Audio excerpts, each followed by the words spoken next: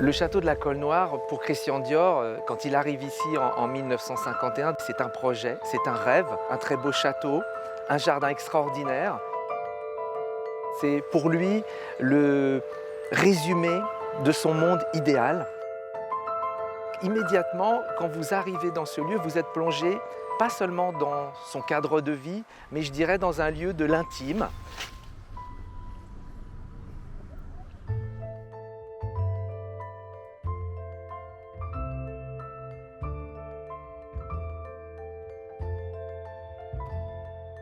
Christian Dior, qui connaît un succès phénoménal, il a besoin d'un lieu pour se ressourcer. Et je crois que sous le signe de l'amitié, du partage, de la générosité, c'est un lieu où il veut recevoir beaucoup d'amis.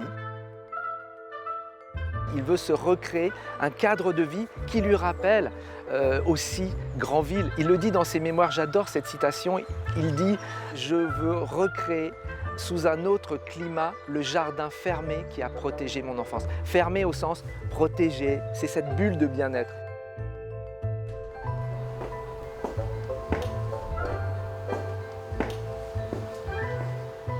Nous sommes dans la chambre de Christian Dior, dans ce vaste château d'une trentaine de pièces.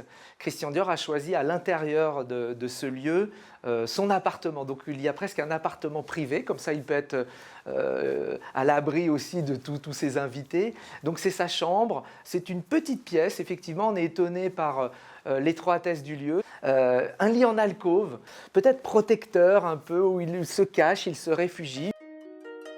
Dans cette maison, vous avez l'expression du goût de Christian Dior. Il chine beaucoup, va chez les antiquaires et surtout il veut qu'avec toute cette accumulation d'objets qui nous viennent du XVIIIe mais aussi du Second Empire ou de la Belle Époque, il veut donner l'impression que beaucoup de générations se sont succédées dans cette maison et que chaque génération a laissé sa trace. C'est un décor, c'est un rêve.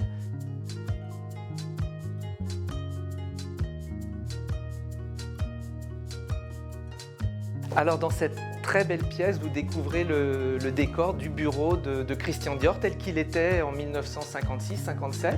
C'est un lieu de travail, vous avez son bureau, le téléphone qui le relie en permanence à l'avenue Montaigne et surtout cette éblouissante vue sur la plaine de Fayence qu'il connaît bien. C'est ce beau paysage qui l'a inspiré sans doute et Christian Dior qui a un rapport sensoriel au terroir, au territoire, se sent bien ici et Miss Dior va capturer tout ça.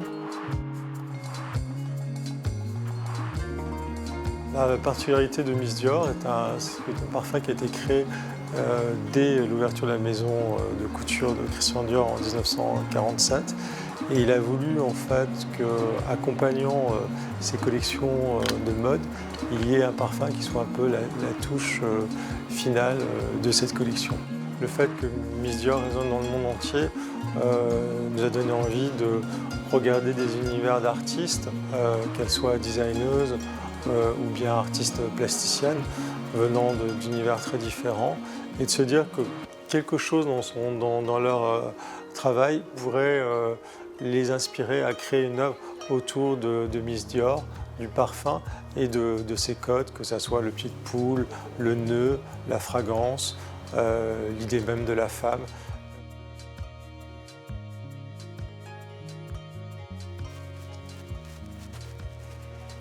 Morgane Schimber, artiste plasticienne.